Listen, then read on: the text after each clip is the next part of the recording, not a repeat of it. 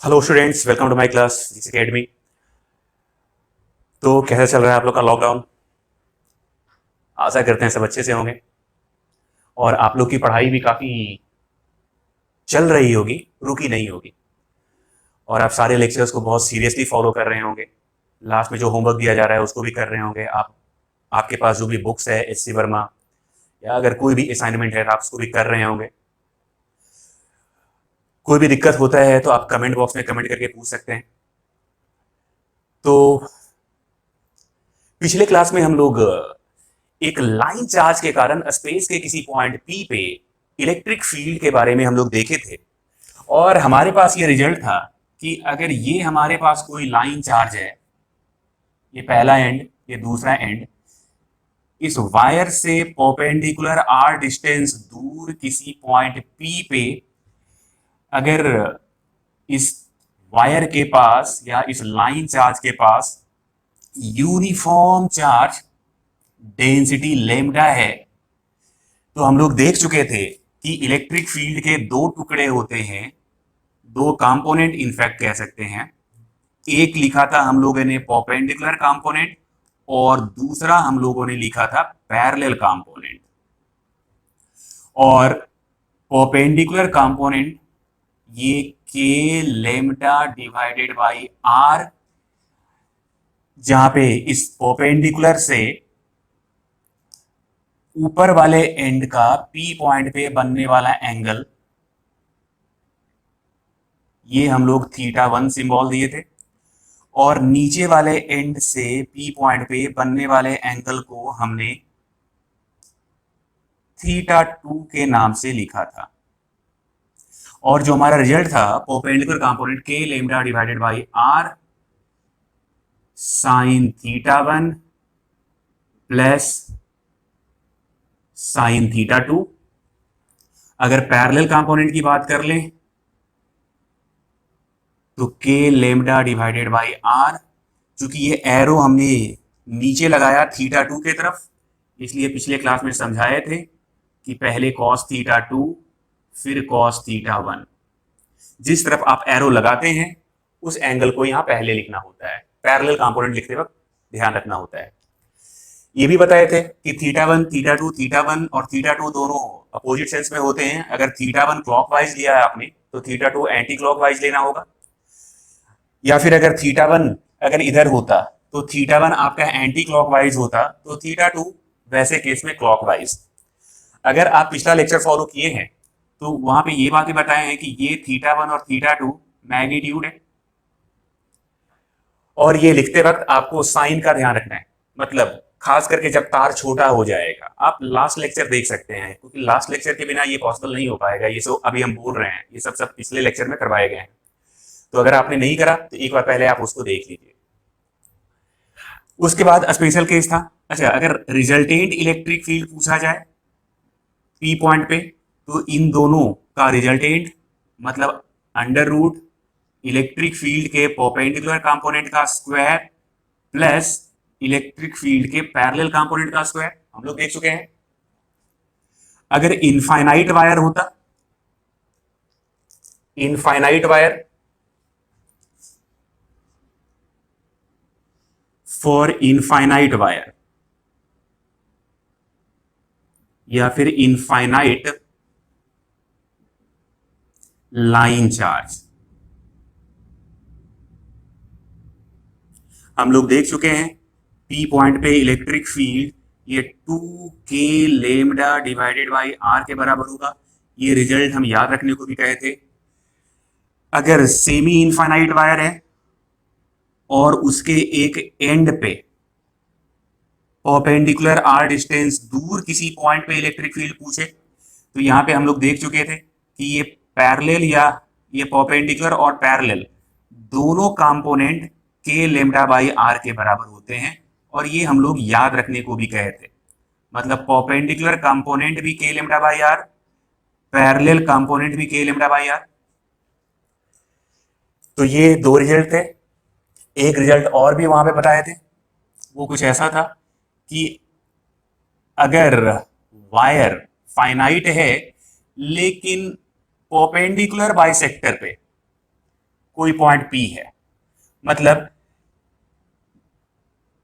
θ1 और θ2 दोनों बराबर हैं, ये तो लेमडा ही है, प्लस लेमडा, यहां भी लेमडा, इस जगह पे मतलब θ1 बराबर θ2, और ये अगर थीटा लिखा जाए तो वैसे केस में पैरेलल कंपोनेंट नहीं था, और जो भी था वो परपेंडिकुलर कंपोनेंट था, और ये परपेंडिकुलर कंपोनेंट 2k लेमडा, ये r डिस्टेंस दूर divided by r into sine theta के बराबर था। तो ये सब पिछले क्लास में हम लोग देख चुके हैं, पिछले लेक्चर में अगर हम जाएंगे तो ये सब मिल जाएगा हम लोगों को। साथ ही साथ हम लोगों ने ये भी देखा था कि अगर हमारा तार छोटा हो जाए, मतलब कुछ इस तरह से केस रहा, ये तो लेमडा है, P पॉइंट यहां है, मतलब वायर को अगर एक्सटेंड किया जाए तो ये यहां मिल रहा होता, और ये यहां से r दूरी पे इस जगह इलेक्ट्रिक फील्ड। तो हमने बताया था कि अगर ये एंगल θ1 है, एक सवाल लेकर ही हम किए थे, और अगर आपने ये एंगल, चलिए इस एंगल को अगर हम अल्फा कह दे रहे हैं, और इस वाले एंगल को अगर हम बीटा कह दे रहे हैं, तो θ1 लिखते वक्त ये ध्यान देना था, θ1 ऊपर वाले एंड जो P पॉइंट पे एंगल बनाता है वर्टिकल परपेंडिकुलर के साथ, वो एंगल, तो ये अल्फा है। θ2 नीचे वाला एंड P पॉइंट पे जो एंगल बना रहा होता है, तो आप देख सकते हैं कि ये बीटा है, लेकिन ये क्लॉकवाइज है, पर हम लोगों को क्या लिखना था, एंटी क्लॉकवाइज, क्योंकि आप यहां देखें θ1 θ2 एक ही डायरेक्शन में नहीं है, ये क्लॉक है तो ये एंटी क्लॉक है, पर यहां पे तो आपका θ2 क्लॉकवाइज है, पर आपको लिखना एंटी क्लॉकवाइज है, तो क्लॉकवाइज को जब एंटी क्लॉकवाइज करेंगे तो माइनस साइन लगा दीजिए, मतलब ये माइनस बीटा एंटी क्लॉकवाइज मतलब बीटा क्लॉकवाइज। तो वहां इस एक्सप्रेशन में जो अपना फॉर्मूला है उसमें θ1 के जगह अल्फा और θ2 के जगह माइनस बीटा, या फिर आप पिछला लेक्चर को देखिए, इसी को हम 2 पाई माइनस बीटा भी लिखेंगे, क्योंकि ट्रिग्नोमेट्रिक रेशियो में प्लस माइनस 2 पाई कर देने से कोई बदलाव नहीं होता, और उसके बाद इसके दोनों टुकड़े निकाल लिए जाएंगे। तो ये सब हम लोग लास्ट लेक्चर में देख चुके थे, अगर आपने पिछला लेक्चर नहीं देखा है तो सबसे पहले आप उसको पढ़ें, क्योंकि उसके बिना आज का लेक्चर पॉसिबल नहीं है। और ये आज जो भी चीजें, जैसे आज हम लोग ये डिराइव करने जा रहे हैं, क्योंकि पिछले लेक्चर में इसको डिराइव नहीं किए थे, और फिर साथ ही साथ हम लोग एक दो सवाल भी देखेंगे। तो ये एक बार आप देख लीजिए, ये तो रिकैप है, रिवीजन है जो हम लोगों ने पिछले लेक्चर में किया था।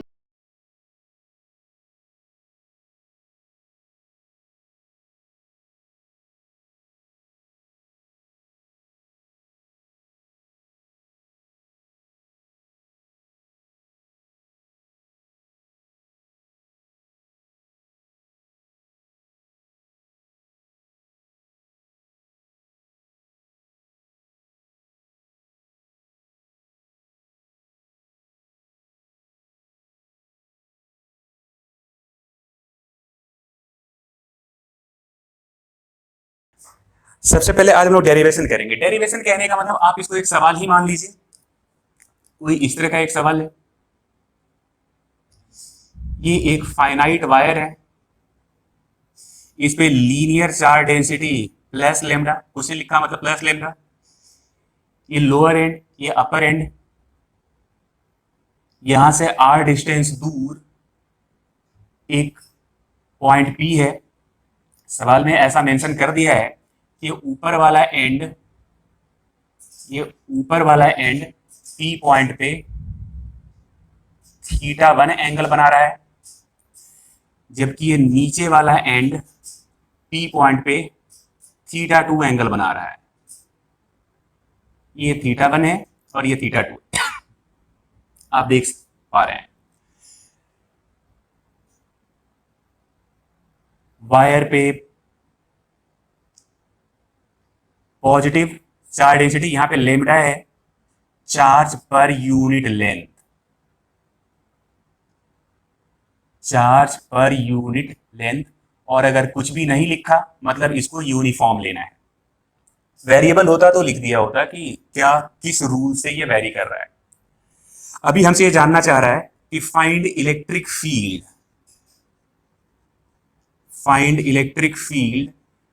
Eight point P। ये रिजल्ट हम लोग जानते हैं, दो कंपोनेंट होंगे, एक परपेंडिकुलर कंपोनेंट, फॉर्मूला पिछले क्लास में हमने देखा है, दूसरा पैरेलल कंपोनेंट, ये भी फॉर्मूला पिछले क्लास में हमने देखा है। आज की क्लास में इसको डेराइव करना है। तो देखो बच्चों, बात ऐसा है कि हम लोग इलेक्ट्रिक फील्ड एक पॉइंट चार्ज की वजह से जानते हैं, लेकिन यहां पे एक लाइन चार्ज है कंटिन्यूअस। तो एक काम करेंगे, इस कंटिन्यूअस चार्ज को बहुत सारे छोटे छोटे चार्जेस में हम ब्रेक कर लेंगे। इस कंटिन्यूअस चार्ज को हम बहुत सारे छोटे छोटे चार्जेस में ब्रेक कर लेंगे और एक पॉइंट की वजह से इस P पॉइंट पे, मतलब एक पॉइंट चार्ज की वजह से इस P पॉइंट पे इलेक्ट्रिक फील्ड लिखेंगे, उसके दो टुकड़े लेंगे और फिर उन दोनों टुकड़ों को इंटीग्रेट कर देंगे। क्लियर है? तो क्या करना है इसमें, चूंकि इलेक्ट्रिक फील्ड हम लोग एक पॉइंट चार्ज की वजह से जानते हैं कि अगर हमारे पास कोई एक पॉइंट चार्ज Q है तो उससे r डिस्टेंस दूर electric field KQ divided by r square फॉर्मूले से दिया जाता है। पर इस केस में हमारे पास पॉइंट चार्ज नहीं, एक लाइन चार्ज है, तो पॉइंट का फॉर्मूला तो नहीं आने वाला। तो वैसे केस में इस लाइन बड़े से कंटिन्यूअस चार्ज को हम छोटे छोटे एलिमेंटल पॉइंट चार्जेस में कन्वर्ट कर लेंगे। तरीका यही होता है।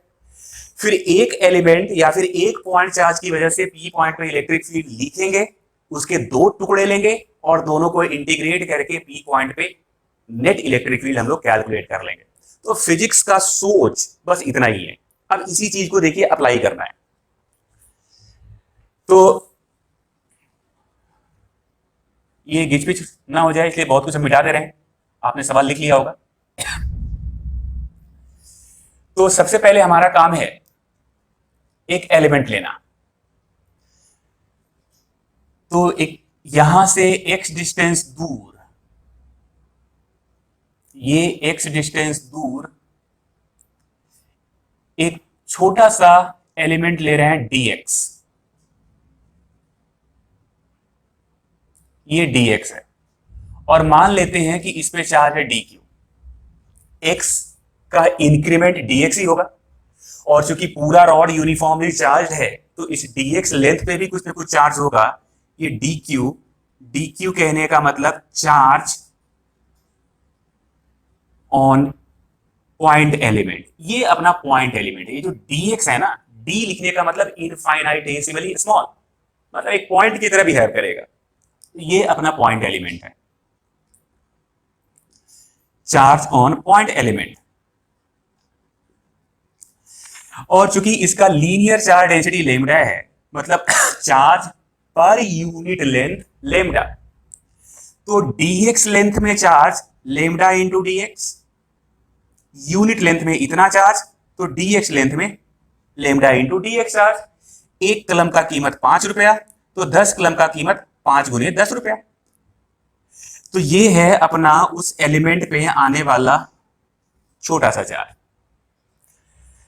अब इस छोटे से चार्ज को हम पॉइंट चार्ज मानेंगे और इस पॉइंट की वजह से अपने पॉइंट P पे इलेक्ट्रिक फील्ड हम लोग कैलकुलेट करेंगे।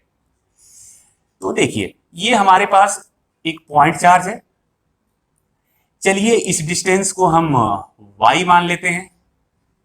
तो y डिस्टेंस दूर किसी पॉइंट P पे इलेक्ट्रिक फील्ड, इसको हम DE लिख रहे हैं। D इसलिए क्योंकि ये चार्ज बहुत छोटा इनफाइनाइटेसिमल है, तो इसका इन्फ्लुएंस भी बहुत छोटा होगा, इसीलिए इलेक्ट्रिक फील्ड हम लोग डिफरेंशियल फॉर्म में लेते हैं। तो अब ये छोटा सा इलेक्ट्रिक फील्ड ये कितना लिख रहे होंगे। अच्छा, यहाँ पे y को भी आप देख सकते हैं। ये y पाइथागोरस थ्योरम अगर हम लगा देते हैं तो ये under root x square plus are square, under root x square plus are square. और थोड़ी देर के लिए इस एंगल को हम मान लेते हैं थीटा। ये एक वेरिएबल सा एंगल है थीटा। तो सबसे पहले इस D को देखिए। एक पॉइंट चार्ज के कारण इलेक्ट्रिक फील्ड P पॉइंट पे, जो कि वहां से y डिस्टेंस दूर है, इलेक्ट्रिक फील्ड का फॉर्मूला चार्ज K इंटू वो चार्ज चार्ज कहने का मतलब D Q divided by charge का पी पॉइंट से दूरी उसका स्क्वायर मतलब वाई स्क्वायर, मतलब के ये lambda d x divided by y square कहने का मतलब x square plus are square. तो सबसे पहले हम लोगों ने एक रॉड को बहुत सारे पॉइंट चार्जेस में कन्वर्ट कर लिया और किसी एक पॉइंट के कारण पी पॉइंट पे इलेक्ट्रिक फील्ड लिख लिए। हमको चाहिए पी पॉइंट पे नेट इलेक्ट्रिक फील्ड। तो अभी दिमाग में आ सकता है कि क्या इसको इंटीग्रेट कर लें तो पी पॉइंट पे नेट इलेक्ट्रिक फील्ड निकल के आ जाएगा? तो नहीं आ पाएगा। क्यों नहीं आ पाएगा? ये एक्सप्लेनेशन बहुत बार हम पहले भी दे चुके हैं। देखिए, इलेक्ट्रिक फील्ड एक वेक्टर क्वांटिटी है, जबकि इंटीग्रेशन अरिथमेटिक जोड़ होता है। मतलब अगर आप वेक्टर को इंटीग्रेट कर रहे हैं तो हम लोग को वैसे केस में थोड़ा एक्स्ट्रा केयर करना पड़ता है, क्योंकि इंटीग्रेशन अरिथमेटिक है। वेक्टर अरिथमेटिक्स के जोड़ तभी फॉलो करते हैं जब सारे के सारे एक ही लाइन की तरफ आ जाए, मतलब सबका डायरेक्शन एक लाइन की तरफ है। लेकिन अगर यहां ध्यान दें तो अलग अलग एलिमेंट्स की वजह से, जैसे यहां पे एलिमेंट होता तो यहां की वजह से इलेक्ट्रिक फील्ड कहीं इधर आ रहा होता, अगर एलिमेंट नीचे ले लिए होते तो इसकी वजह से इलेक्ट्रिक फील्ड कहीं इधर आ रहा होता। तो अलग अलग एलिमेंट का इलेक्ट्रिक फील्ड का डायरेक्शन सेम नहीं है। इसका मतलब ये इंटीग्रेशन कैसे हो सकता है? आप डी को तो इंटीग्रेट नहीं कर सकते। तो फिर ऐसे केस में हम लोग इसको दो टुकड़ों में बांट लेते हैं। एक टुकड़ा इस रॉड के परपेंडिकुलर, इस छोटे से टुकड़े को हम डी ई परपेंडिकुलर लिखने जा रहे हैं, और दूसरा टुकड़ा इसके पैरेलल, रॉड के पैरेलल।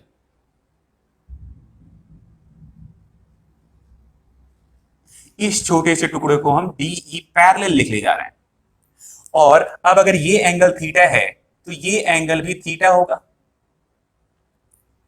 इसका मतलब है कि डीई को तो इंटीग्रेट नहीं कर सकते, लेकिन d E perpendicular and d E parallel को इंटीग्रेट कर सकते हैं। अगर देखा जाए, हमको ई चाहिए था तो हमारे पास डीई था, डी को हमने दो भाग में बांट दिया।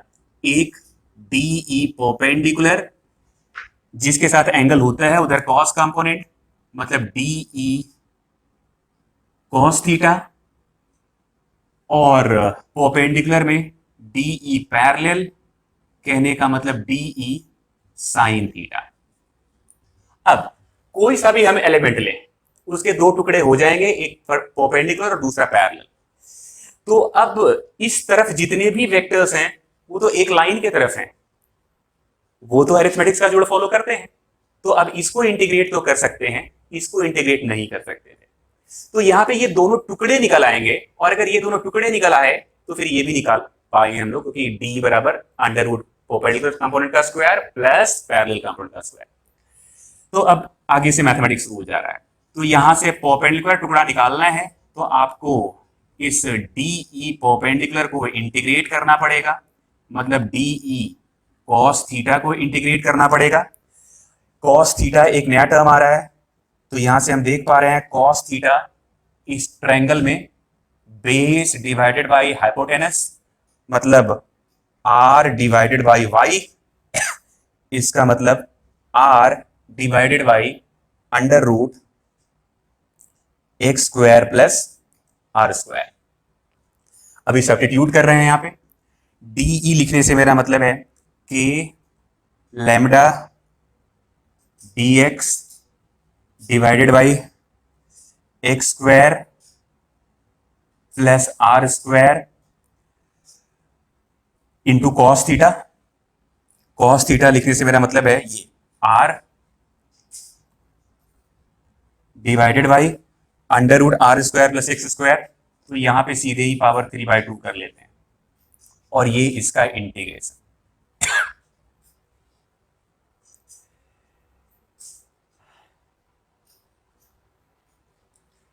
एक काम और कर रहे हैं, कॉस थीटा के टर्म में ही लिख लेते हैं। चलिए कॉस थीटा के टर्म में ही लिखते हैं इसको, कॉस थीटा। अब देखिए यहाँ पे एक प्रॉब्लम है। प्रॉब्लम ये है कि यहाँ पे थीटा भी बदल रहा है। ऑफ कोर्स थीटा बदल रहा है, जैसे जैसे मेरा एलिमेंट इस वायर पे चेंज हो रहा होगा ये थीटा बदल जा रहा होगा। मतलब इस एक्सप्रेशन में थीटा वेरिएबल है। साथ ही साथ हम देख पा रहे हैं कि एक्स भी, अगर एलिमेंट बदलते जाते हैं तो ये एक्स भी बार बार चेंज हो रहा होगा, मतलब ये एक्स भी वेरिएबल है। तो एक ही एक्सप्रेशन में दो दो वेरिएबल है, तो इसको इंटीग्रेट कर पाना पॉसिबल नहीं है, क्योंकि इंटीग्रेशन में एक ही फंक्शन और एक ही वेरिएबल होना चाहिए। तो फिर अब हमको यहाँ पे थोड़ा दिमाग लगा के एक वेरिएबल को दूसरे में कन्वर्ट करना पड़ेगा। मतलब सब्स्टिट्यूशन मेथड पे हम लोग जाएंगे। आप इंटीग्रेशन जब पढ़ेंगे तो ये बातें क्लियर हो जाएगी। तो एक काम करते हैं हम x को थीटा में कन्वर्ट कर रहे हैं, क्योंकि थीटा 1 से थीटा 2 ये लिमिट दे रखा था हम लोगों को। तो ये ट्रायंगल को थोड़ा ध्यान से देखिए। इस ट्रायंगल में tan थीटा कितना है? x divided by r। तो अब now tan theta is x divided by r। तो दिस गिव्स अस x बराबर r tan थीटा। तो हमारे पास dx है, तो एक बार इसको डिफरेंशिएट कर लेंगे तो dx बराबर r। r यहाँ कांस्टेंट है, यहां से लेकर यहां तक की दूरी ये तो फिक्स है, मतलब r वेरिएबल नहीं है, कांस्टेंट। tan थीटा का डिफरेंशिएशन सेक स्क्वायर थीटा साथ में d थीटा। अब इस चीज को इसमें सब्स्टिट्यूट कर लेंगे तो ई परपेंडिकुलर कंपोनेंट तो ये k लैम्डा ये बाहर रहेगा, कांस्टेंट को बाहर कर रहे हैं। dx लिखने का मतलब है r sec square theta d theta into cos theta divided by r square plus x square. X बराबर है आर टैन थीटा, मतलब ये हो गया r square tan square theta plus are square. R square तो इन दोनों में कॉमन आ जाएगा, तो चलिए आर स्क्वायर कॉमन, तो ये बचेगा 1।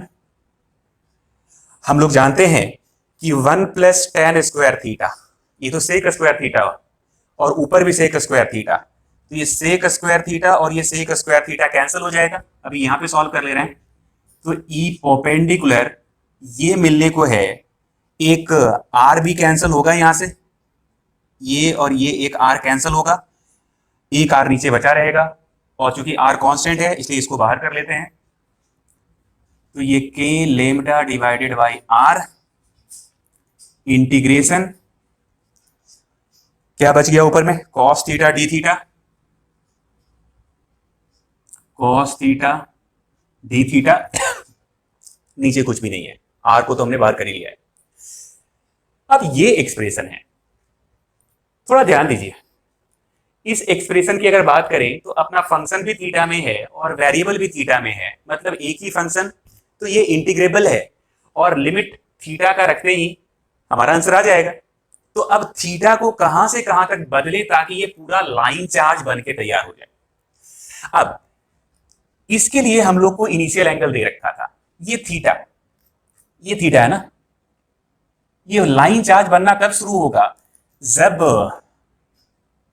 ये यहां पे आ जाए, यहां पे आ जाए, मतलब ये नीचे का एंगल तो बता ही रखा था थीटा 2, लेकिन ये एंटी क्लॉकवाइज, और ये लाइन चार्ज कंप्लीट तब हो जाएगा जब ये यहां से यहां पहुंच जाए। मतलब अगर इस थीटा के बारे में सोचें तो ये यहां से यहां तक जाना चाहिए, क्योंकि इस तरफ को अगर हम पॉजिटिव मान लेते हैं तो इस तरफ को नेगेटिव मानना पड़ेगा। इसका मतलब है ये मैग्नीट्यूड तो थीटा 2 है, लेकिन जब हम साइन के साथ रखेंगे तो ये माइनस थीटा 2 से लेकर प्लस थीटा 1। याद कीजिए पिछले लेक्चर में जब हम ये फॉर्मूला बता रहे थे तो बार बार इस बात को हम रिपीट कर रहे थे कि प्लस माइनस का साइन केयर हम लोग इंटीग्रेशन के वक्त ही रखते हैं, इंटीग्रेट करते वक्त ही हम लोग ये केयर कर लेंगे, माइनस थीटा 2 से प्लस थीटा 1, मतलब यहीं पे प्लस माइनस का लफड़ा खत्म करेंगे। जो रिजल्ट आएगा उसमें प्लस माइनस नहीं रखेंगे, क्योंकि हमारा जो रिजल्ट आएगा वो प्लस माइनस रखने के बाद आया है, मतलब हम लोग को केवल मैग्नीट्यूड रखना था। इसीलिए आप लास्ट लेक्चर को अगर देखेंगे तो फॉर्मूले में लास्ट में हम लिख दिए थे थीटा 1 थीटा 2 मैग्नीट्यूड। अब k lambda divided by r cos theta का इंटीग्रेशन साइन थीटा, आपका लिमिट -θ2 से +θ1, तो ये k lambda divided by r पहले थीटा बन रखी है, तो ये आ रहा है साइन θ1 फिर माइनस, अब थीटा की जगह -θ2, तो साइन -θ2। हम लोग जानते हैं कि साइन माइनस थीटा बराबर माइनस साइन थीटा, मतलब ये माइनस बाहर निकल आएगा, तो ये होगा K lambda divided by R sine θ1 plus sine θ2। ये है आपका perpendicular component of electric field. ये केवल परपेंडिकुलर कंपोनेंट है।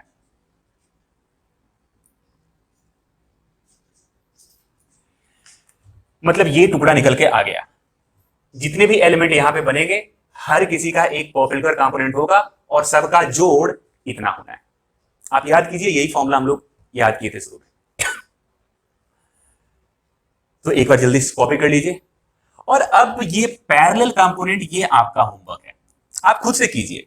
अगर आपको पैरेलल कंपोनेंट निकालना है तो क्या करना पड़ेगा, इंटीग्रल डीई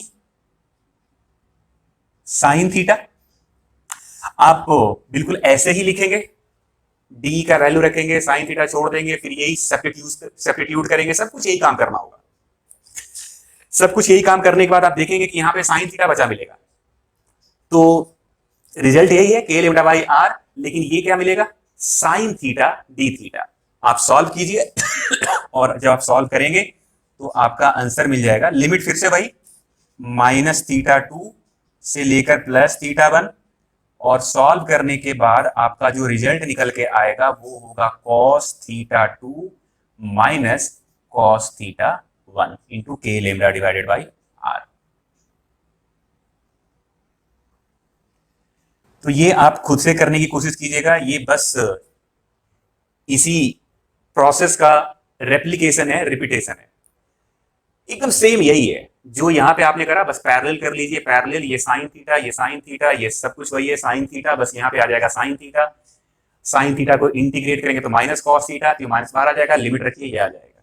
ये आप खुद से कीजिए और आंसर को मैच कीजिएगा। एक बार जल्दी से कॉपी कर लीजिए।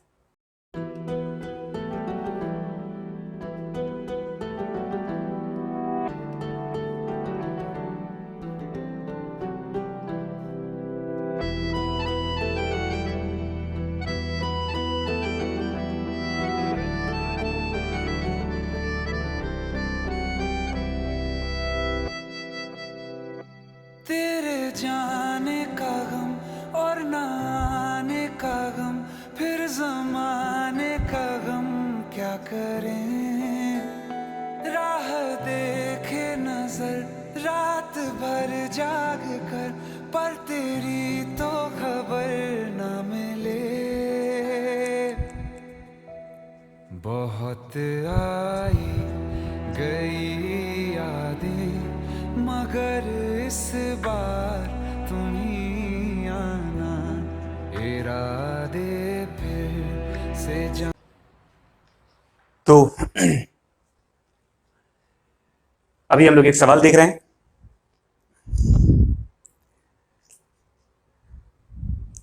सवाल मैं लिख देता हूं पहले।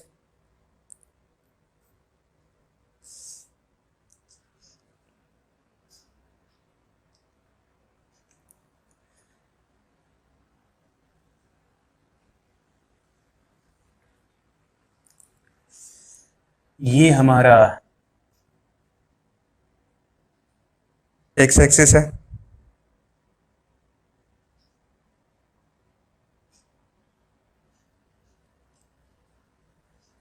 ये वाई एक्सिस है, और ये एक्स वाई, ये नीचे जेड, मतलब ऊपर होने को है -z एक्सिस, क्योंकि एक्स वाई जेड ये right hand thumb rule follow करता है। ये एक वायर है जिसका linear charge density plus lambda है। लेमडा बता दिया है, charge per unit length, charge per unit length. जो कि जेड एक्सिस पे रखा हुआ है। इसके बाद सवाल में हमसे 4 पॉइंट पूछ रहा है, हमसे बोल रहा है फाइंड इलेक्ट्रिक फील्ड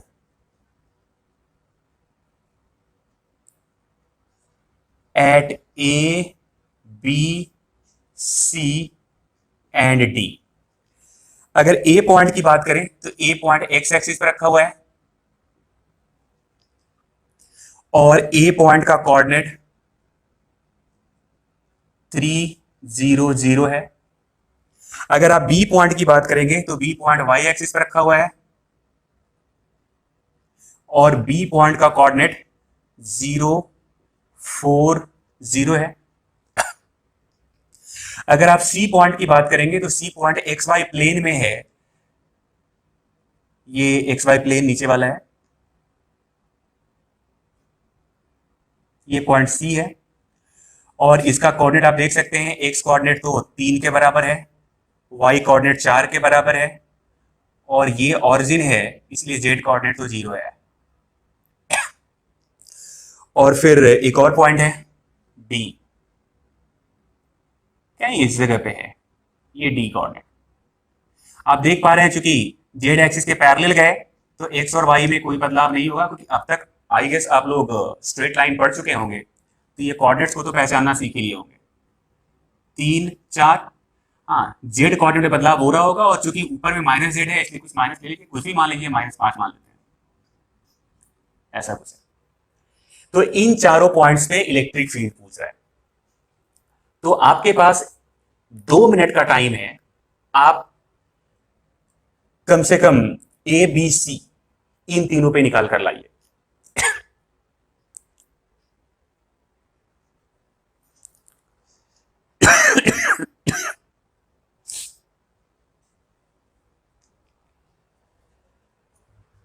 तो मैं ही कर देता हूं। ये लाइन चार्ज है, ये आप देख रहे हैं ना, जेड एक्सिस पे लाइन चार्ज रखा हुआ है। तो सवाल बेसिकली क्या है, हमारे पास एक लाइन चार्ज है और स्पेस में कुछ पॉइंट्स दे रखे हैं, उन पॉइंट्स पे इलेक्ट्रिक फील्ड निकालना है।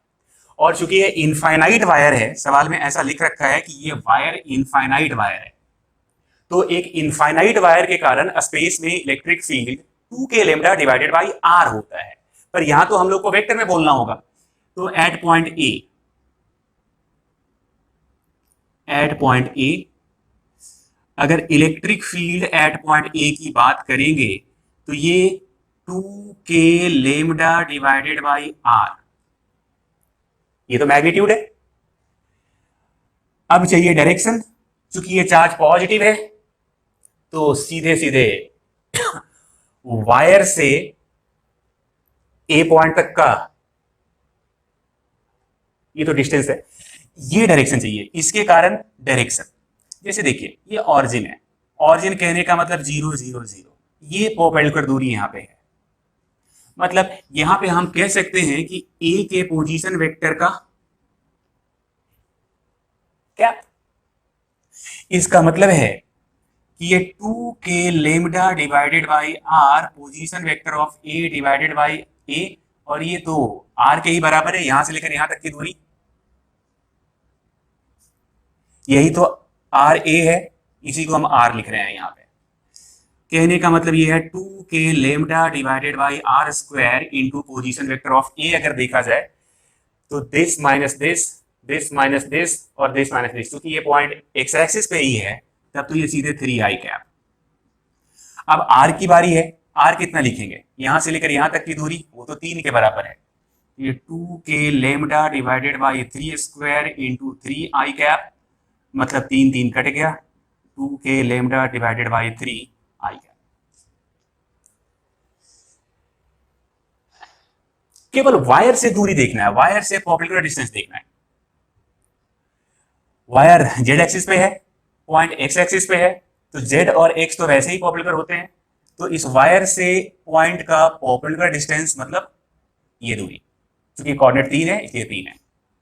सिमिलरली अगर बी पॉइंट की बात करूं, बी पॉइंट की बात करूं तो electric field at point B, ये क्या लिखेंगे 2k लैम्डा पहले मैग्नीट्यूड लिखते हैं 2k lambda divided by are.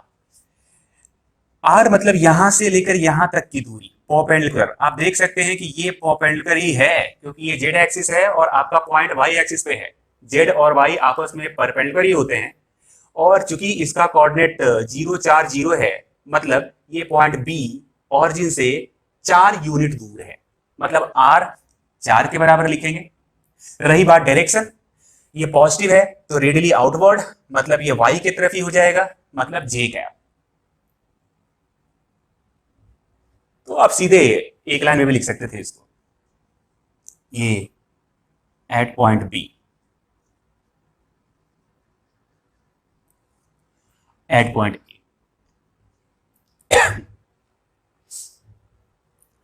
अब सी पॉइंट, तो बेटा देखो सी पॉइंट एक्स एक्सिस पे भी नहीं है, वाई एक्सिस पे भी नहीं है, ये आपका जेड एक्सिस है, सी पॉइंट कहीं यहां पे है। तो कुल मिला के इस वायर से यहां का परपेंडिकुलर डिस्टेंस निकालना है।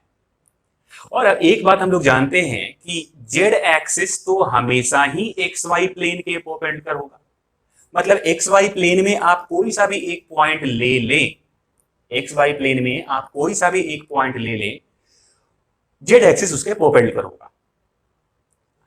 तो बात यह है कि यहां से यहां तक की दूरी चाहिए, मतलब तीसरे वाले कंडीशन के लिए आप इसको लिख चुके होंगे नहीं लिखे हैं तो पॉज करके लिख लीजिए। अभी हम तीसरे वाले सवाल पे आ रहे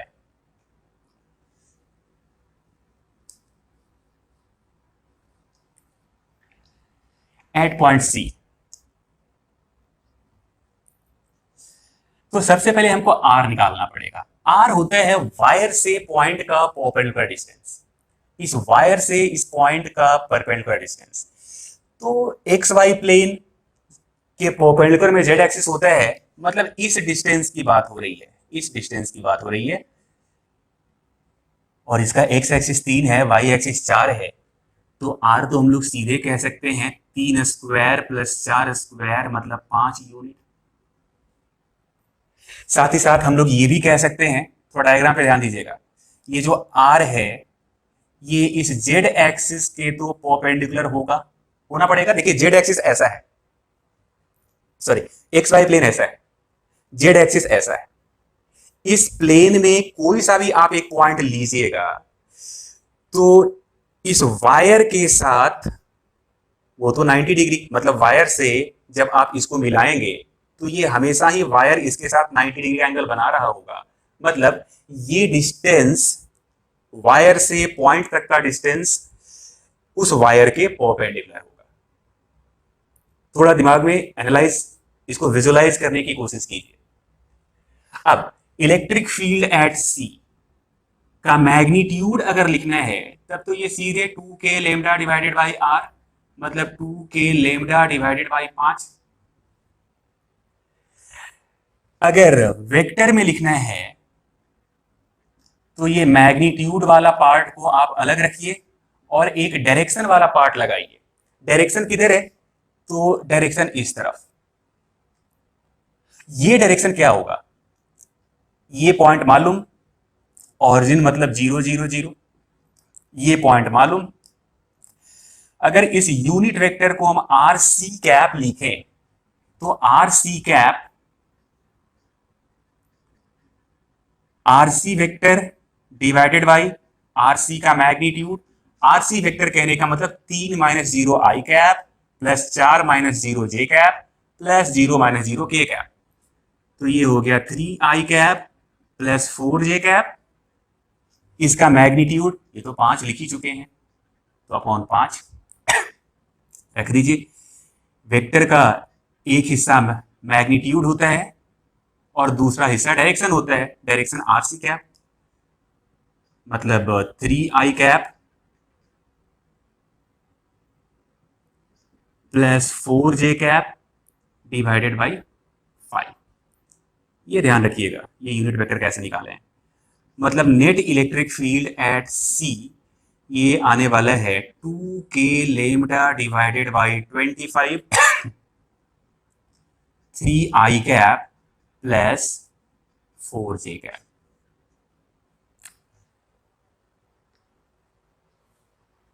आई होप आपको समझ में आ रहा होगा, थोड़ा विजुलाइज करना था। अब बात है डी। बेटा कर क्या रहे हैं इसमें हम लोग, एक वायर है और उसकी वजह से हम लोग किसी स्पेस के पॉइंट पे इलेक्ट्रिक फील्ड निकाल रहे हैं। क्या चाहिए होता है, तो अगर मैग्नीट्यूड निकालना है तो लेमडा एंड वायर से उस पॉइंट का परपेंडिकुलर डिस्टेंस, और डायरेक्शन चाहिए होता है, तब तो हम लोग वेक्टर में लिखते हैं।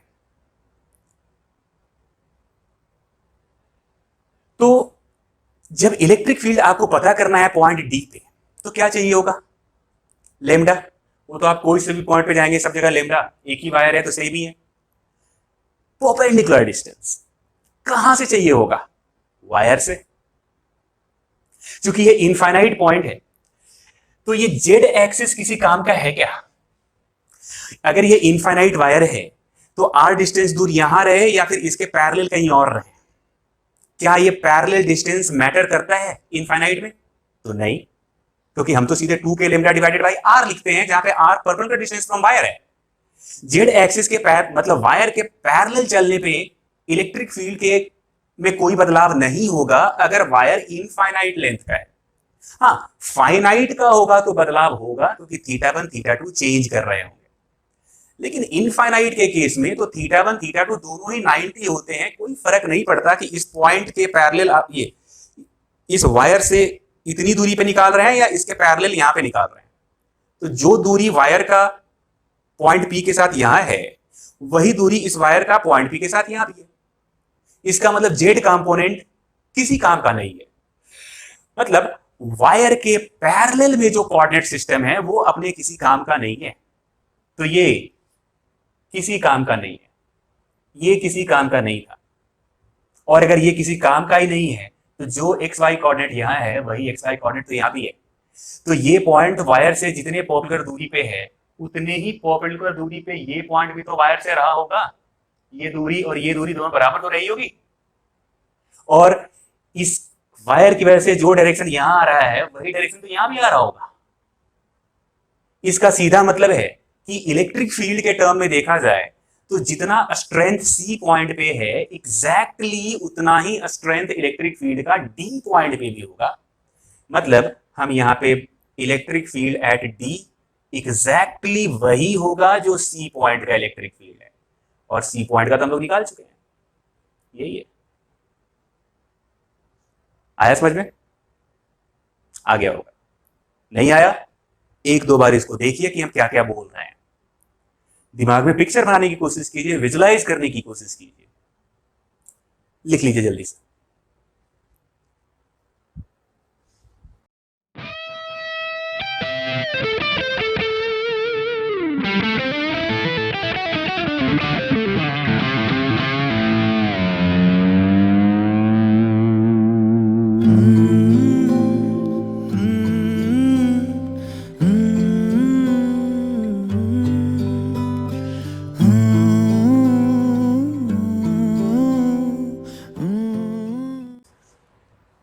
तो एक सवाल और ले रहे हैं।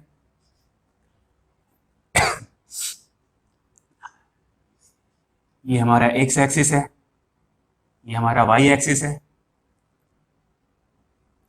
यहां एक वायर है, वायर का एक एंड ऑरिजिन पे है,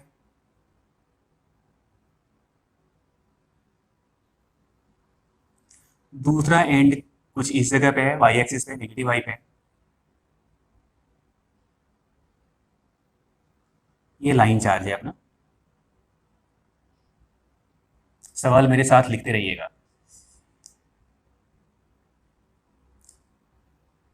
इस पे चार्ज यूनिफॉर्मली बटा हुआ है और इसका linear charge density plus lambda है। प्लस लिखने की जरूरत नहीं होती, कुछ नहीं लिखा मतलब प्लस ही है। एक्स एक्सिस पे हमारे पास कोई पॉइंट है, इस पॉइंट को हम पी पॉइंट नाम दे रहे हैं, और इसका कोऑर्डिनेट भी बताते हूं। चलिए इसका कोऑर्डिनेट x,0 कुछ होगा। साथ ही साथ ये बता रखा है कि जो नीचे वाला एंड है वो पी पॉइंट पे, ये वाला एंगल ये एंगल 30 डिग्री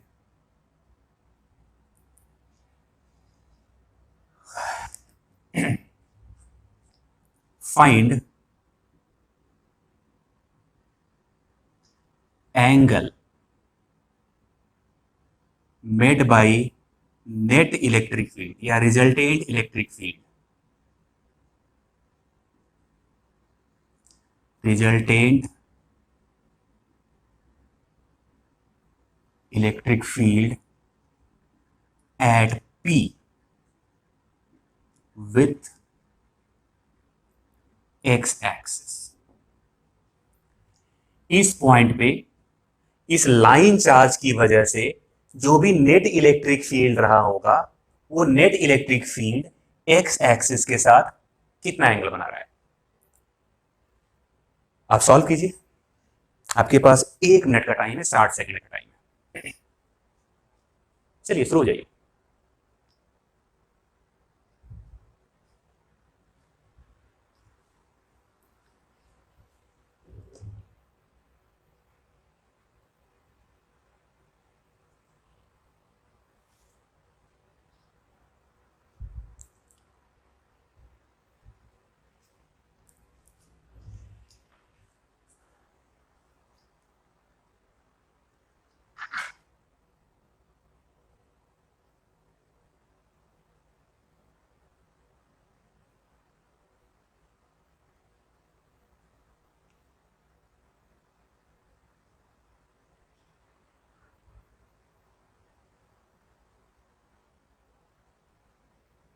तो आंसर आ गया होगा, आ गया नहीं आया, आना चाहिए। जो हम लोग पढ़े हैं बस उसी का एप्लीकेशन है। सीधी सी बात है, एक वायर दे रखा, उसकी वजह से किसी पॉइंट पे इलेक्ट्रिक फील्ड, अब एक साइड से कितना एंगल बता रहा है ये पूछ रहा है। तो जिनसे आ गया बहुत अच्छी बात है, जिनसे नहीं आया वो ध्यान से देखिए कि क्या कर रहे हैं। आपको सीखना है, आपको ये नहीं कि हम क्या कर रहे हैं वो कॉपी कर लेना है। कॉपी तो करना है, नोट्स के लिए जरूरी है, लेकिन ये आपको सीखना है।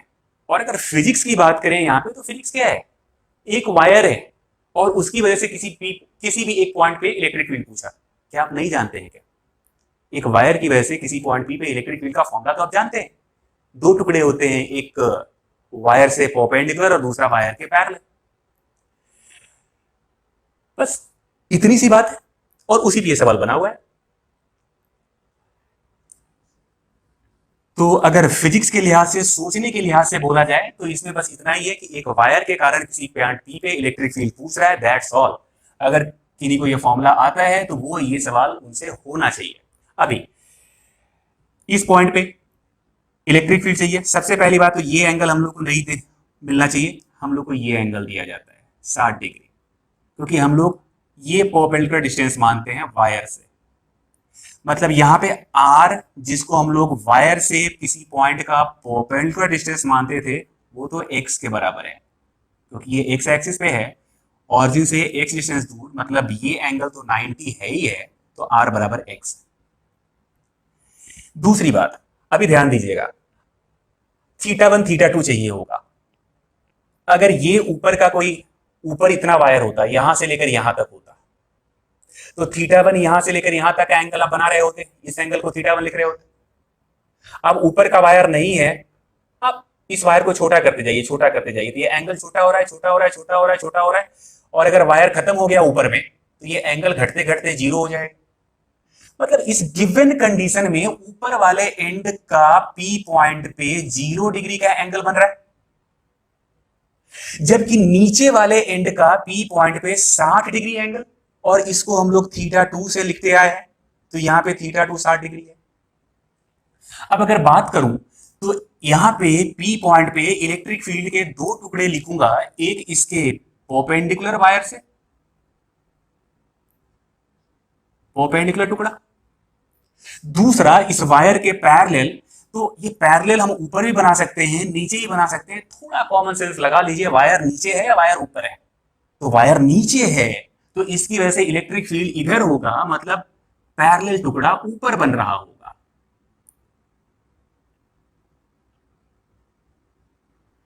अब बताइए, इलेक्ट्रिक फील्ड का परपेंडिकुलर कंपोनेंट का formula k lambda divided by r, r है एक्स के बराबर, into sine theta one plus sine theta two. ये वाला हिस्सा तो जीरो, ये √3/2, तो K lambda divided by x और साथ ही साथ √3/2, तो √3/2 के लेमडा, कुछ इस तरीके से। अब बारी है पैरेलल कंपोनेंट का। बच्चों फिर से आप इसके पहले वाले लेक्चर में जाकर देखो, ये पैरेलल कंपोनेंट हम लिखना सिखाए हैं। पैरेलल कंपोनेंट का फॉर्मूला क्या होता है? के lambda divided by r into cos, पहले वो एंगल जिस तरफ आप इस का डायरेक्शन शो कर रहे हो, और ये डायरेक्शन हमने नीचे नहीं ऊपर शो किया, ऊपर शो किया मतलब θ1 की तरफ।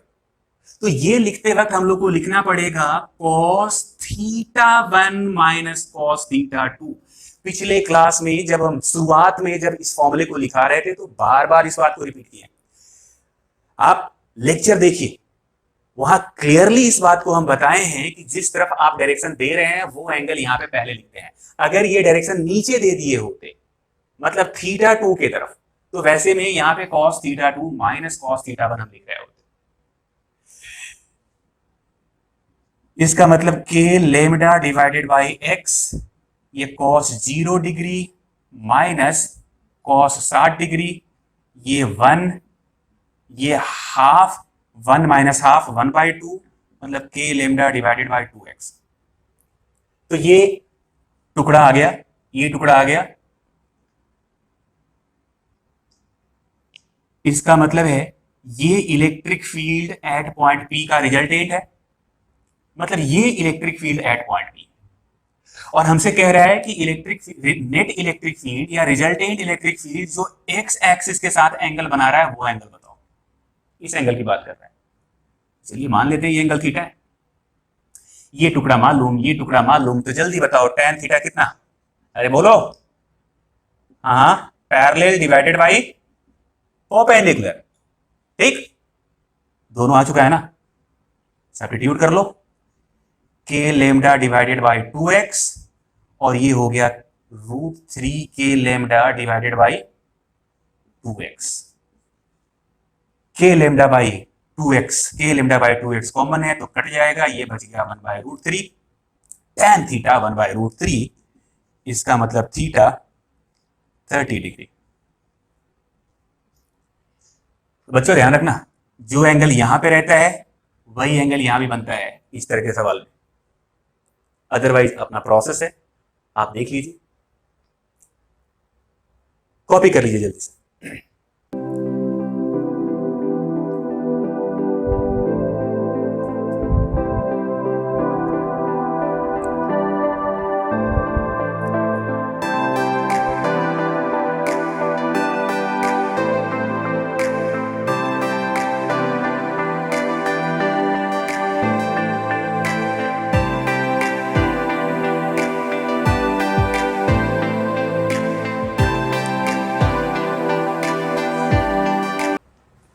तो अभी हम लोग एक बहुत ही अच्छा सवाल करेंगे।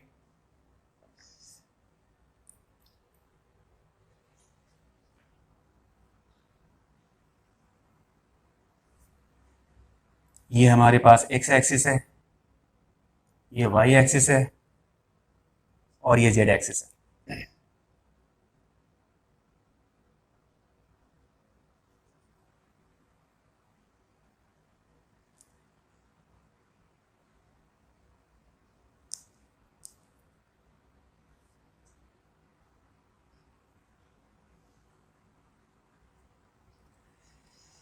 तो आप देख पा रहे होंगे, ये एक्स एक्सिस, ये वाई एक्सिस, और ये जेड एक्सिस है।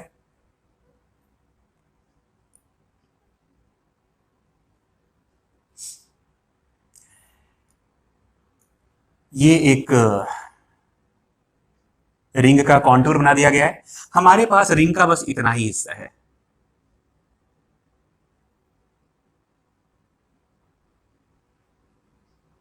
बस इतना हिस्सा है। मतलब कह सकते हैं रिंग आपका एक क्वार्टर रिंग है जो कि एक्सजेड प्लेन में है।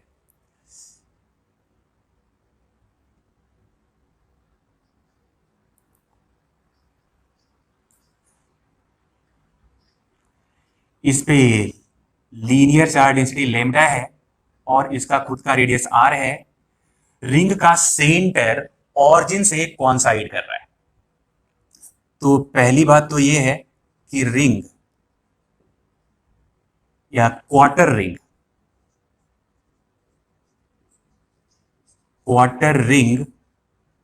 is in XZ plane and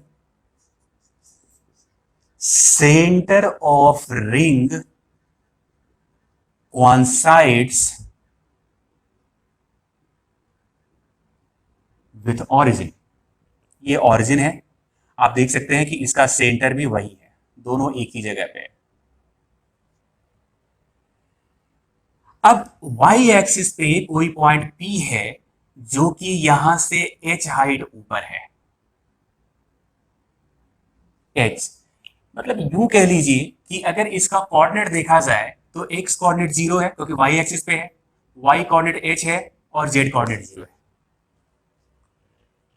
तो मतलब ऑरिजिन से y एक्सिस पे h डिस्टेंस दूर किसी पॉइंट P पे नेट इलेक्ट्रिक फील्ड बताइए।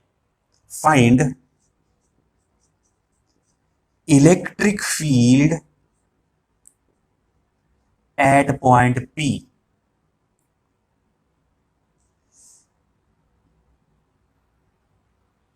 which is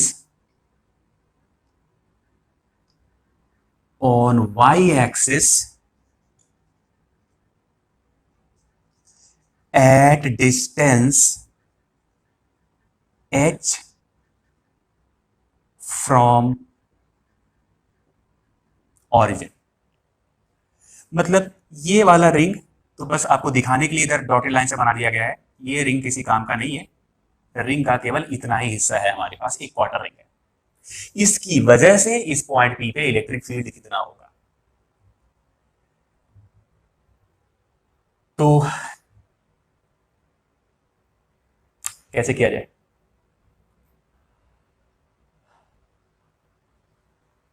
सोच पा रहे हैं क्या करना है? क्या ये पॉइंट चार्ज है? नहीं। क्या ये सर्कुलर आर्क है? हाँ।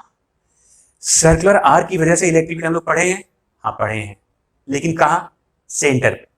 मतलब इस जगह पे अगर इलेक्ट्रिक फील्ड पूछ रहा होता तो हमारे पास फॉर्मूला था। कौन सा formula? 2k lambda divided by r sine theta by 2, मतलब साइन अल्फा बाई 2। पर क्या हम लोग उसे सेंटर पे पूछा? नहीं। कहां पूछ रहा है? तो इस रिंग के एक्सिस पे। तो क्या इसके लिए फॉर्मूला है? नहीं।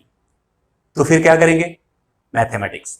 तो ये सवाल आईआईटी वालों के लिए, मतलब जो बच्चे नीट के लिए इस वीडियो को देख रहे हैं, ये सवाल उनके किसी काम का नहीं है। ये बहुत थोड़ा मैथमेटिकल है। वैसे आप नीट के लिए भी कर रहे हैं तो एक बार इसका सॉल्यूशन देख जाइए कि कैसे कर रहे हैं, समझ तो डेवलप हो ही जाएगा ना।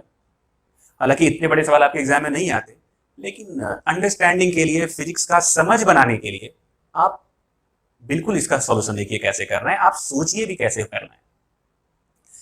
तो चूंकि हमारे पास ज़्यादा टाइम नहीं है, क्योंकि वीडियो ऑलरेडी काफ़ी लंबा हो चुका है, 1 घंटा से ऑलरेडी क्रॉस हो रहा है, तो थोड़ा जल्दी इसको हम ही कर देते हैं।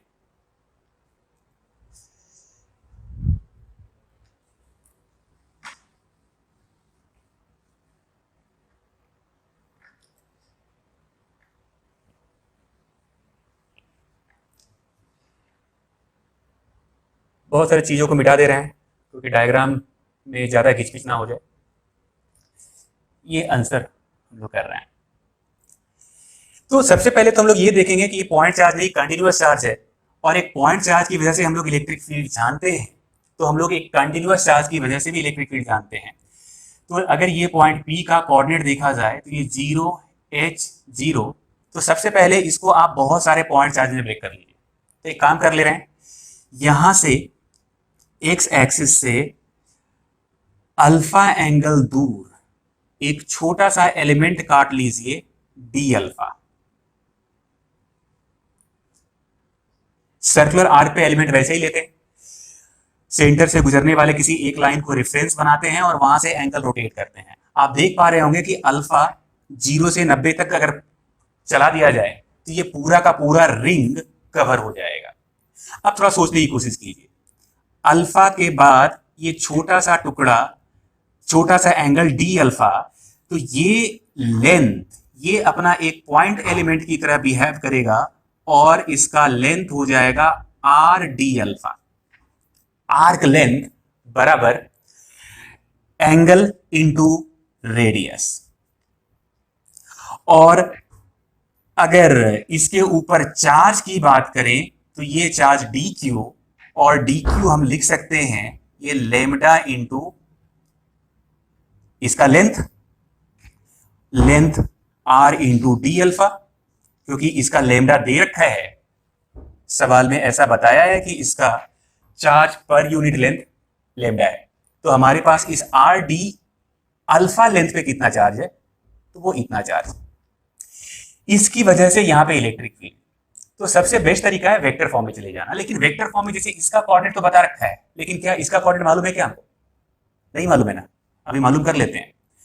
तो ये अपना एक पॉइंट एलिमेंट है, इसका कोऑर्डिनेट लिखना है, तो आप देखिए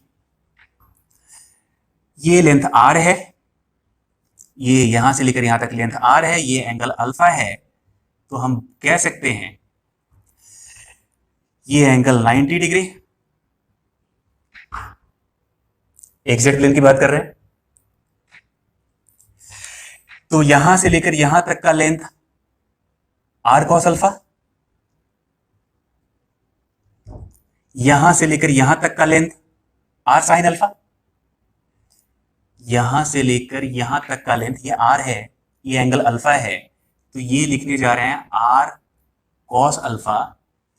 और यहां से इसका एक दूसरा टुकड़ा इधर होगा, इसके पैरेलल, ये वाला टुकड़ा की बात कर रहे हैं हम, ये और ये बराबर है, तो ये लेंथ होगा आर साइन अल्फा। तो अगर इसके कोऑर्डिनेट की बात कर लूं तो इसका कोऑर्डिनेट एक्स कोऑर्डिनेट है r cos alpha, y coordinate 0, क्योंकि ये एक्स जेड प्लेन है, मतलब वाई कोऑर्डिनेट कुछ भी नहीं होगा। जेड कोऑर्डिनेट की बात कर लें तो ये आर साइन अल्फा। अब इसकी वजह से यहां पे इलेक्ट्रिक फील्ड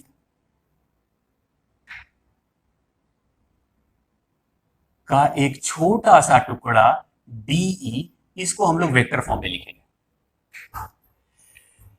तो वेक्टर फॉर्म में जाने के लिए एक छोटा सा डायग्राम यहां पे मैं बना लेता हूं। देखिए कुछ ऐसा दिख रहा होगा, ये केवल समझाने के लिए है। ये अपना रिंग है, ये अपना एलिमेंट है, पॉइंट एलिमेंट। इसकी वजह से यहां पे हम लोग इलेक्ट्रिक फील्ड देखने जा रहे हैं, और इस इलेक्ट्रिक फील्ड को हम डीई, इसको वेक्टर में लिखना है।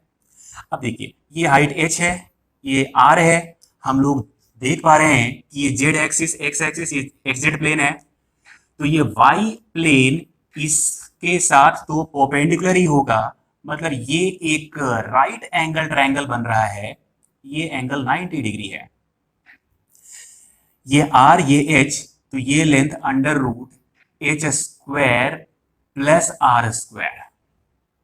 इसकी वजह से यहां पे चार्ज dq है, इसकी वजह से यहां पे P पॉइंट पे इलेक्ट्रिक फील्ड कितना लिखेंगे, वेक्टर में लिखना है।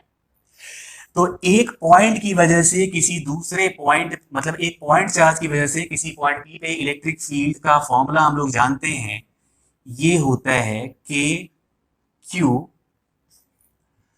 Are vector divided by r cube.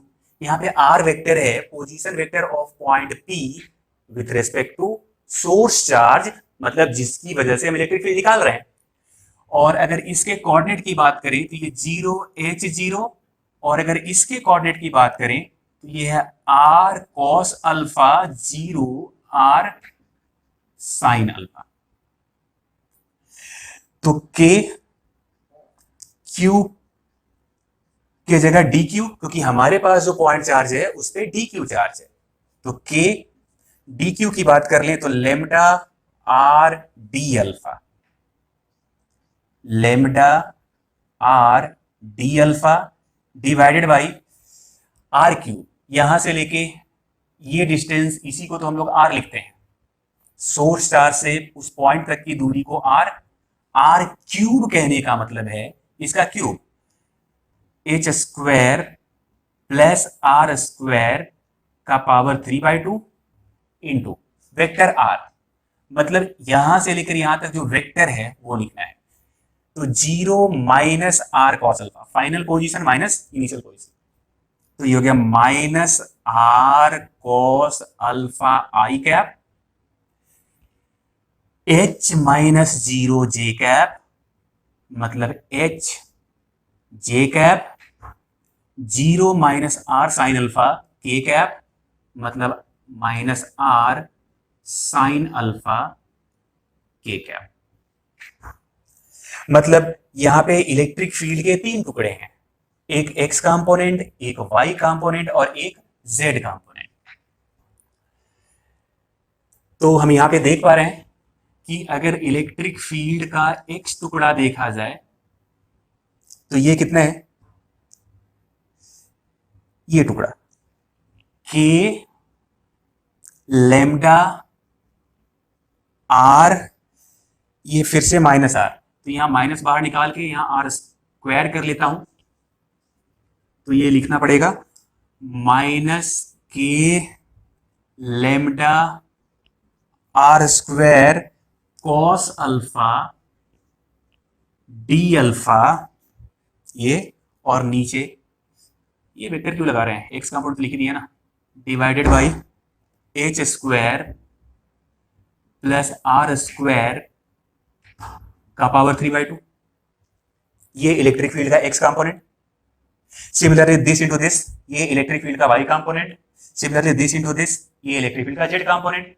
हमसे पूछा नेट इलेक्ट्रिक फील्ड, तो एक्स वाले को भी इंटीग्रेट कर लेंगे, वाई वाले को भी इंटीग्रेट कर लेंगे, जेड वाले को भी इंटीग्रेट कर लेंगे, रिजल्ट निकल के आ जाएगा। तो पहले अगर इलेक्ट्रिक फील्ड के एक्स कंपोनेंट को निकाल लिया जाए तो इसको इंटीग्रेट करना पड़ेगा। इंटीग्रेट करने के लिए मतलब इलेक्ट्रिक फील्ड ई एक्स का इंटीग्रेशन, आप देख सकते हैं कि ये बाहर की सारी चीजें कांस्टेंट है, तो K lambda R square divided by H square plus are square का पावर 3/2 माइनस साइन और integration cos alpha D alpha, function भी अल्फा में और वेरिएबल भी अल्फा का ही, इंटीग्रेट करते ही आपका आंसर आ जाएगा। अब बात है कि अल्फा कहां से कहां तक चेंज हो ताकि पूरा वायर कवर हो जाए, तो ये एंगल अल्फा, रिंग यहां से शुरू होकर यहां पे खत्म हो रहा है, तो रिंग जब शुरू हो रहा होगा तो अल्फा बराबर 0, और जब रिंग खत्म हो रहा होगा तो ये एंगल बढ़ के 90 डिग्री, मतलब अल्फा का बदलाव 0 से 90, मतलब यहां पे आप लिख सकते हैं कि अल्फा 0 डिग्री टू 90 डिग्री तक ट्रेवल करेगा तो पूरा क्वार्टर रिंग कवर हो जाएगा, मतलब अल्फा 0 डिग्री टू 90 डिग्री, और 0 से 90 में कॉस का वैल्यू 1 होता है, इंटीग्रेट कर लीजिए आ जाएगा। तो अपना आंसर है minus K lambda R square divided by H square plus are square का पावर 3/2, ये है इलेक्ट्रिक फील्ड का एक्स कंपोनेंट।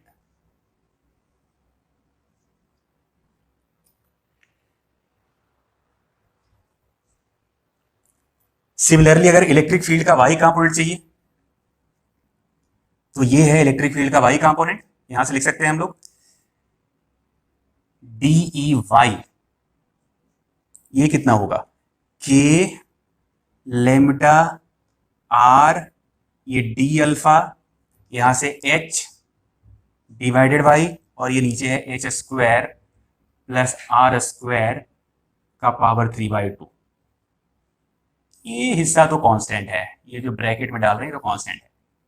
तो इलेक्ट्रिक फील्ड का वाई कंपोनेंट चाहिए तो आप इसको इंटीग्रेट कर दीजिए, देख सकते हैं कि अल्फा ही फंक्शन है, तो अल्फा 0 से π/2, ये बाकी हिस्सा तो कांस्टेंट है, बाहर रह जाएगा इंटीग्रेशन में केवल डी अल्फा, और वो भी 0 से π/2, मतलब ये होना है के lambda R H divided by H square plus are square into ये डी अल्फा, ये 0 से π/2, इसका इंटीग्रेशन कर लीजिए। ये तो सीधे अल्फा लिमिट रखते हैं, ये सीधे π/2 हो जाएगा।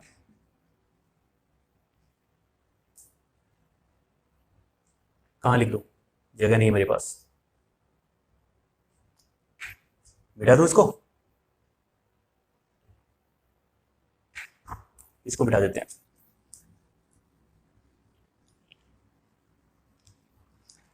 तो इलेक्ट्रिक फील्ड का y कंपोनेंट ये निकल के आ गया, ये π/2 है ना, तो K lambda R H pi divided by 2, ये 3/2 है, H square plus are square का पावर 3/2। ये इलेक्ट्रिक फील्ड का y कंपोनेंट है। यहां पे x निकल आया, y निकल आया। अगर z की बात करूं तो ये वाला टुकड़ा, मतलब DEZ, ये माइनस ये r और r स्क्वायर, तो K lambda R square sine alpha D alpha divided by H square plus are square का पावर 3/2। इसको इंटीग्रेट करेंगे तो EZ आ जाएगा, आप करके देख लीजिए। ये बिल्कुल पहले वाले की तरह होगा। यहाँ पे कॉस अल्फा डी अल्फा की जगह पे साइन अल्फा डी अल्फा, वो भी 0 से 90 के बीच में, इंटीग्रेशन 1 ही होता है। तो ये भी minus K lambda R square divided by H square plus are square का पावर 3/2। इंटीग्रेट करेंगे तो ये रिजल्ट आ जाएगा। एक लाइन का इंटीग्रेशन है, मतलब एक्स कंपोनेंट और वाई कंपोनेंट का मैग्नीट्यूड सेम है। अच्छा, ये माइनस दिखा रहा है कि माइनस के कैप, मतलब नेगेटिव जेड में है। ये नहीं, एक प्रॉब्लम है, हाँ नेगेटिव जेड में है, मतलब इस तरफ है। ये जेड है ना इस तरफ, तो नेगेटिव जेड इस तरफ। ये माइनस दिखा रहा है नेगेटिव एक्स में है, मतलब पीछे की तरफ। आप देख सकते हैं इसके 3 टुकड़े होंगे, एक वाई की तरफ होंगे, एक जेड की तरफ होंगे और एक एक्स की तरफ होंगे। वो तीनों टुकड़े निकल के आ गए। ये एक्स कंपोनेंट है, ये वाई कंपोनेंट है और ये जेड कंपोनेंट है। एक बार तरीका सोचना होता है, इसको एक पॉइंट में कन्वर्ट कर लिए, एक पॉइंट की वजह से इलेक्ट्रिक फील्ड यहाँ पे वेक्टर में ही निकाल लिए, वेक्टर में ही इलेक्ट्रिक फील्ड निकाल लिए। 3 टुकड़े हैं, तीनों को इंटीग्रेट कर लिए, तीनों कंपोनेंट आ गए। अगर नेट पूछ रहा है तो √EX² plus EY² plus EZ²। अगर कोई कंपोनेंट पूछ रहा है तो जो भी कंपोनेंट पूछ रहा है वो उसको बता दीजिए।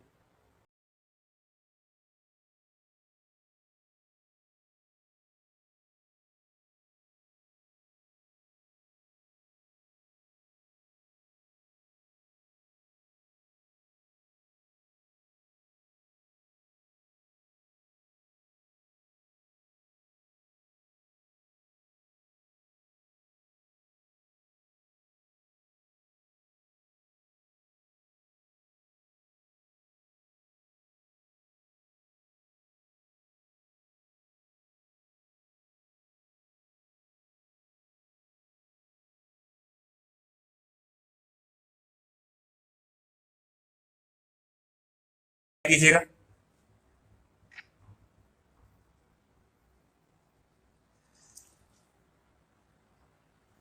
ये सवाल बिल्कुल पिछले सवाल के जैसा ही है। ये वाई एक्सिस है, ये एक्स एक्सिस है, ये जेड एक्सिस है।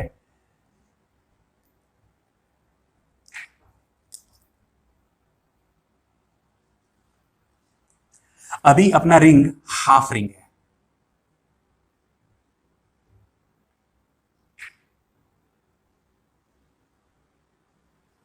ऐसे है, ये आधा रिंग है।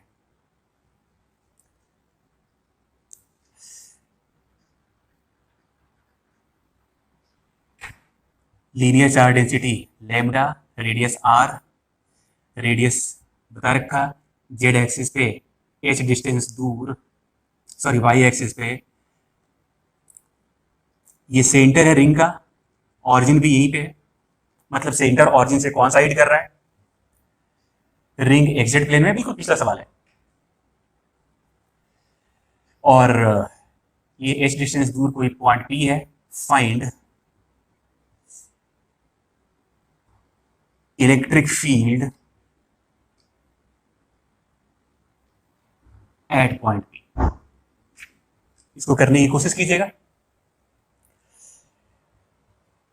बिल्कुल पिछला सवाल है, पिछले में हम लोग ने क्वार्टर लिया था, यहाँ पे थोड़ा यहाँ ले लिए हैं, मतलब अल्फा का बस लिमिट चेंज होगा, बाकी प्रोसेस एकदम वही है। अगर ये हो जाए तो फिर आप ये करने की कोशिश कीजिएगा।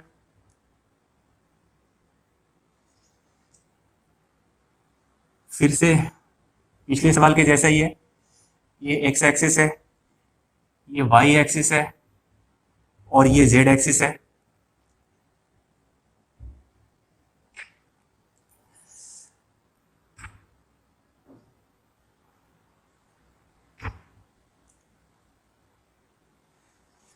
आधे रिंग के पास प्लस चार्ज है, प्लस क्यू, ये सॉरी है, और जो बचा हुआ आधा रिंग है उसके पास माइनस क्यू चार्ज है, minus Q, radius are.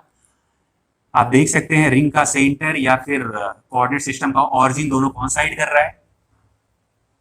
Complete ring है, आधे के पास पॉजिटिव, आधे के पास नेगेटिव। यहां पे कोई एक पॉइंट P है जो कि h हाइट दूर है y एक्सिस पे। अब इस कंप्लीट रिंग की वजह से, जिसमें आधा प्लस आधा माइनस, P पॉइंट पे इलेक्ट्रिक फील्ड बताना है। फाइंड इलेक्ट्रिक फील्ड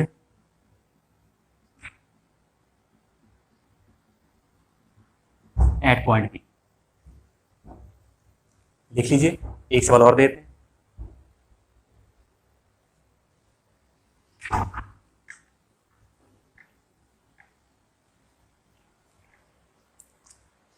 ये सबके लिए, ये तीसरा सवाल सबके लिए है, चाहे वो आप इंजीनियरिंग कर रहे हैं या मेडिकल कर रहे हैं, सबके लिए है। ये सब जो सवाल अभी जो दे रहे थे वो केवल IITs वाले के लिए है, खास करके वो जो एडवांस का प्रिपरेशन कर रहे हैं वो कर सकते हैं। हाँ, मेन वाले भी कर सकते हैं, एडवांस के लिए तो जरूरी है।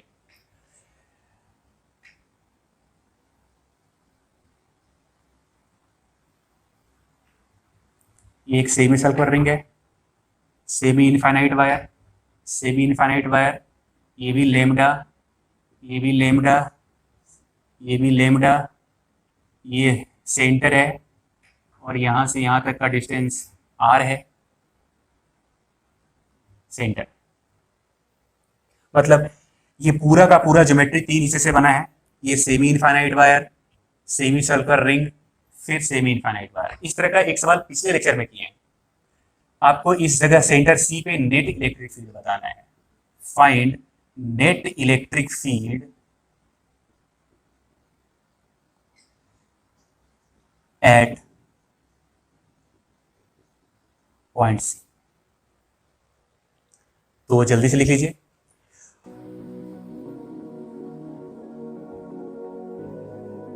तो इसका आंसर आप नीचे कमेंट बॉक्स में बनाने की कोशिश कीजिएगा।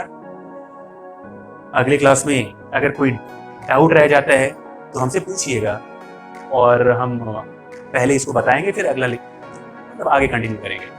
तो बच्चों, अगर ये वीडियो आपको अच्छा लगा तो इसको लाइक, शेयर, सब्सक्राइब जरूर करें और इसको ज़्यादा से ज़्यादा लोगों तक पहुंचाने की कोशिश करें। लॉकडाउन का वक्त है, आप भी घर पे बंद हैं, हम आपके लिए कोशिश कर रहे हैं कि आपकी पढ़ाई ना रुके, इसलिए प्रॉपर इंटरवल पे वीडियो डालते जा रहे हैं। काफ़ी मेहनत लगता है, एक वीडियो शूट करना, उसके बाद उसको एडिट करना, उसके बाद उसको सेव करना, फिर अपलोड करना। तो अगर आप देखोगे तो एक वीडियो को करने में तकरीबन 4 घंटे का टाइम लगता है। 1 घंटे का वीडियो एडिट करने में आधे घंटे, फिर उसको पहली बार सेव करने में जितना वीडियो उतना टाइम, 1 घंटे का वीडियो तो 1 घंटा टाइम, फिर अपलोड करने में भी आधे घंटे। मतलब आप यूँ देख लीजिए ना कि एक वीडियो का प्रोसेस शुरू से लेकर लास्ट तक होते होते 1 घंटे का वीडियो तकरीबन 3.5 घंटे का हो जाता है, मतलब मेरा काम। तो आपके लिए फिर भी कोई दिक्कत नहीं है, करना ही है ताकि आपकी पढ़ाई ना रुके। तो ये हमारी जिम्मेदारी भी है कि अगर घर पे आप बैठे हैं तो कंटेंट नहीं रहने की वजह से आपकी पढ़ाई ना रुके। तो आपको इसको ज़्यादा से ज़्यादा लोगों तक शेयर करें और आशा करते हैं आपके बहुत काम आएगा। और ये उनके भी काम आएगा जहाँ तक आप शेयर करके इसको पहुँचाएंगे। Thank you.